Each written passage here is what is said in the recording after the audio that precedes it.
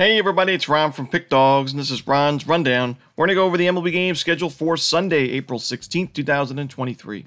Now, if you like what you see, make sure to give this video a big thumbs up and subscribe to our channel. Don't forget to put your baseball picks in the comments section below, and if you're looking for my best bets, you can find those at the Premium Picks tab at pickdawgz.com. Alrighty, let's get into it. Here are the games for Sunday in Major League Baseball. First up, it's the San Francisco Giants taking on the Detroit Tigers. We're going to see Logan Webb and Matthew Boyd on the mound in this one. Now, it's tough to back the Giants in this spot. Logan Webb has struggled so far in 2023. He's 0-3 with that 4.76 ERA. Coming off a game against the Dodgers where he gave up 2 more home runs and now 4 on the season. And although he's been able to miss some bats and earn some strikeouts, he's got 22 strikeouts in 17 innings. We know that he's a pitch-to-contact guy, and the Giants' defense has not been great this season. Last year, we saw in this matchup last year with Logan Webb against the Detroit Tigers, Logan Webb gave up 6 runs, but all those were unearned runs because the defense behind him just was not able to back him up. And Logan Webb, he's kind of a guy that relies on his defense because, like I said, he's more so a pitch-to-contact guy. His strikeout stuff's been pretty good this season, but I don't know how sustainable that's going to be. And when you give up those home runs and when you got your offense on the other side facing a lefty, Matthew Boyd, the Giants right now are 29th in baseball in team OPS against lefties, not much better in isolated power, and they lead the league in strikeout rate at 32.4% against southpaws. So don't really trust the offense here for San Francisco. We know the bullpen was not really trustworthy in that first game of the series, blowing the lead in the 11th inning, and Logan Webb just hasn't been too sharp. The defense behind him hasn't been either, so give me the Detroit Tigers here at home, I think, to grab the W. Next up, we see the Los Angeles Angels taking on the Boston Red Sox. We're going to see Reed Detmers and Garrett Whitlock on the mound in this one. I'm going to lean towards the over in this game at Fenway Park. Garrett Whitlock had some issues giving up the long ball in his first start of the season. 3 home runs allowed in 5 innings of work against the Tampa Bay Rays. Also just 8 base hits and 5 earned runs in general. Not what you want to see. Sure, he had 5 strikeouts in those 5 innings, but at Fenway Park against a pretty powerful lineup with guys like Trout and Ohtani and the Angels, I do think Whitlock could be in trouble here with the home run ball. On the other side, Reed Detmers hasn't been too sharp to start 2023. He was really strong at the end of the regular season last year, but so far in 2023, 9 2/3 innings, giving up 5 walks and 9 base hits. So a lot of base runners, a 1.45 whip. The strikeouts have been good, but he's given up a good amount of earned runs, unearned runs as well. The defense hasn't been sharp behind him, and I do think the Red Sox could get to him. Even though they're not the best lineup against lefties, I still think even if the Red Sox don't do too much damage on Reed Detmers, that Angels bullpen has not been too trustworthy in the past. So give me the over here in the Angels-Red Sox. Next up, it's the Cleveland Guardians taking on the Washington Nationals. Shane Bieber and Patrick Corbin are your projected starters. I lean towards the Guardians in the under in this game, as I do think Patrick Corbin's making some improvements. We saw that in his last start against the Angels, where he didn't have his best stuff at the beginning of the game, but then he settled down nicely and gave the Nationals some much-needed innings, kept them in the game, kept them competitive, and they went on to win that game 6-4 in the end over the Angels. So, Corbin, he's facing a Guardians team that's patient and doesn't really strike out much. So that's not really the best matchup for a guy like Corbin, who's had issues with not really earning a lot of strikeouts, and his control has been off at times. So I still think the Guardians will get to him for 3 to 4 runs, but not enough to get this game over, because Shane Bieber on the other side, he's pitching well to start the year. He has not given up a home run yet this season in 19 innings.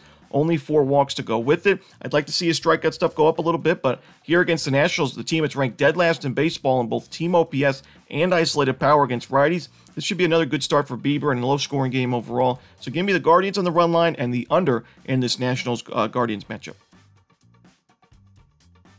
Next up, it's the Minnesota Twins taking on the New York Yankees. Pablo Lopez and Garrett Cole are your starters in this one.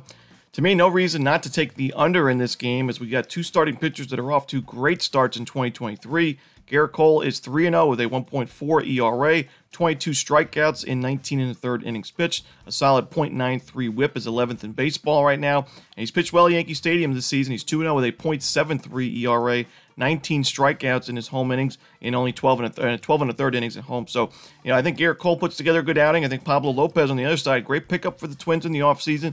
Yes, you had to lose the AL batting crown winner in Luis Arraez, who's off to a great start for the Marlins. But Pablo Lopez is the ace starter that you really needed for the Twins in that rotation for years. And he's 1-0 with a 1.35 ERA, 26 strikeouts in 20 innings of work. A .65 whip is 5th best in baseball. So I know this is a tough lineup in the Yankees, and so far, Lopez has pitched against some weaker teams, and the Royals and Marlins and the White Sox as well, but he's put together really strong outings. He's missing a lot of bats. I think he has a good start here, so give me the under in the Yankees-Twins.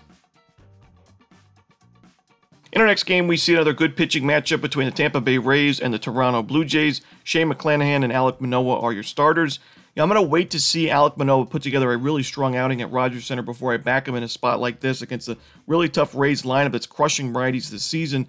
Alek Manoah struggled more so with his planting foot and just he was slipping a lot on the mound in his first start against the Tigers at home, where he gave up 5 walks, 3 earned runs, and a home run.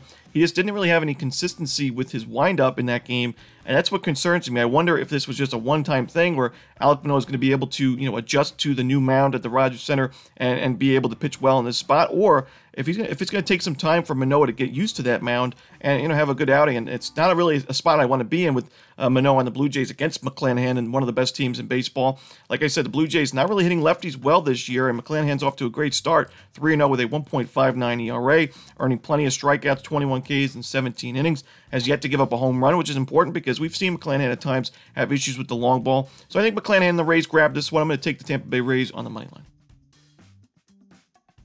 Next up, we see another great pitching matchup between the Arizona Diamondbacks and the Miami Marlins. Zach Gallen and Sandy Alcantara on the mound going up against each other, former teammates or at least players in the Marlins organization, as both Gallen and Alcantara were acquired by the Marlins in the Marcell Ozuna trade a few years ago with St. Louis. And then, the Marlins traded Zach Gallen to the Diamondbacks for Jazz Chisholm, one of their franchise players, the cover athlete for MLB The Show 23. So, interesting matchup here. Sandy Alcantara really struggled in his last start against the Phillies, and that was on the road. We know Sandy pitches really well at Lone Depot Park, but still 10 base hits and 9 earned runs in those 4 innings of work. You have to be a little bit concerned with that game. And we've seen Sandy have some issues with tipping his pitches in certain spots, but Zach Gallen, he was so sharp in his last game. It's tough to go against him and the better lineup with the Diamondbacks. I think both of these bullpens kind of even, but Zach Gallen, 7 innings, 11 strikeouts, no earned runs, kind of the Gallen we saw towards the end of the regular season last year. That was against the Brewers, pretty tough lineup there. I think Gallen's right now just in better form than Sandy, and I know it's only a 1-start sample size, but with the better lineup to go with it, I'm going to take the Arizona Diamondbacks on the money line. Next up, it's the Philadelphia Phillies taking on the Cincinnati Reds. Aaron Nola and Luis Cessa are your starters. Now, Aaron Nola has not been good to start this season, but I trust him a lot more than I do Luis Cessa against this Phillies lineup, especially in this game. The Phillies offensively against righties have been really strong. Top 5 in baseball in team OPS, top 6 in isolated power. Sure, they have a little bit of a high strikeout rate, but they're a powerful lineup, so guys like Schwarber are going to, swing and miss a few times per game. But, Luis Cessa, not a guy that earns a lot of strikeouts to begin with, so that's really concerning. 9 innings, only 3 strikeouts so far, 2 home runs allowed, 5 walks allowed, so a 5-to-3 walk-to-strikeout ratio against the Cubs and the Braves. I think the Phillies get on the board early, and it should be able, some run support for Nola early should be good enough for the Phillies to grab a run line cover. His last game, Nola gave up 4 earned runs against the Marlins, but he had 6 strikeouts in those 5 2/3 innings. Only gave up 1 home run, which is still not what you want to see, but no walks allowed is a positive sign. So give me the Philadelphia Phillies on the run line here. What could be a high-scoring game. In our next game, we see the Atlanta Braves taking on the Kansas City Royals. We're going to see Kyle Wright and Zach Greinke as the starters. Zach Greinke, I mentioned it last year, although I didn't back him too often, he pitched really, really well at Kauffman Stadium and really poorly on the road. We saw last year on the road a 5.32 ERA in 71 innings of work, but at Kauffman Stadium, 66 innings, a 1.91 ERA, a winning record of 4-2, which is surprising for a team like the Royals, who had a pretty good losing record last year because their offense struggled. And opponent's batting average at home compared to the road, 262 at home, 307 on the road, and we even saw in his first couple starts this year, we've seen Greinke pitch on the road against the Rangers, where he gave up 6 hits, 4 total runs, 3 of those were earned, 2 home runs, and he only had 3 strikeouts. And then he pitched a couple of games at home. He went a combined 11 1/3 innings against tough lineups in the Blue Jays and Twins, only gave up 3 earned runs in those games with 8 strikeouts to go with it. I think Greinke does enough here to keep the Royals in this game. Kyle Wright has not been good. We saw him struggle in his first start of this season. 3 innings, 4 earned runs, 4 walks. I think Kyle Wright has a lot of potential, and eventually he's going to get back to where he was at one point. But until we see it, I'm going to take the plus money with the Kansas City Royals and Zach Greinke, who just pitches so well at Kauffman. Next up, we see the Baltimore Orioles taking on the Chicago White Sox. Grayson Rodriguez and Dylan Cease are your starters in this one. I think the price is right here with the Baltimore Orioles. We saw in the first game of this series that the White Sox had the better starting pitcher in that game. It was Mike Clevenger versus Tyler Wells. Wells wasn't terrible, but he gave up 3 earned runs in 5 1/3, while Mike Clevenger went 6 innings of scoreless baseball with 5 strikeouts. But yet again, the Chicago White Sox bullpen really failed them in the end. And then we saw Diekman, Lopez, and Lambert give up 2 runs apiece, and the Orioles went on to win that game 6-3, covering the reverse run line in that one. So, I do think that Grayson Rodriguez, although he's not in the best form right now, he's certainly struggling his first 2 starts at the big league level. He's one of the top pitching prospects in baseball for a reason. He's got good strikeout stuff. He's limiting sharp contact. He hasn't given up a home run yet this year. And although his control's a little bit off, we know Dylan Cease at times could have some issues with his control. Dylan Cease, great starting pitcher in better form, but if this is a close game late, I trust that Orioles bullpen a lot more right now. I think the Orioles lineup is also a little bit better than the White Sox right now, so give me the Baltimore Orioles at a good plus money price because Dylan Cease is on the bump. I'll take the Orioles on the money line.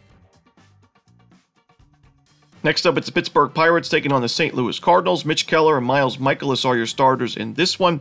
I know Miles Mikolas pitches a lot better at Busch Stadium, and this could be a bounce-back start for him after he struggled to start the year, but I don't know if I can trust him at this kind of price. Miles Mikolas and Mitch Keller both pitched pretty well against the opposition last year. Mikolas, 3.10 ERA against the Pirates. Mitch Keller, 3.38 against the Cardinals in 21 innings. So I expect a pretty low-scoring game. We've seen some low-scoring games in this series to begin with, so I lean towards the under, but I also think if it is a low-scoring game, pretty close game, the Pirates plus the 1.5 runs, not a bad idea. I could see him winning this game outright. Mitch Keller's been strong to start the year, definitely in better form compared to Mikolas, so give me the Pittsburgh Pirates plus the 1.5 runs in this one.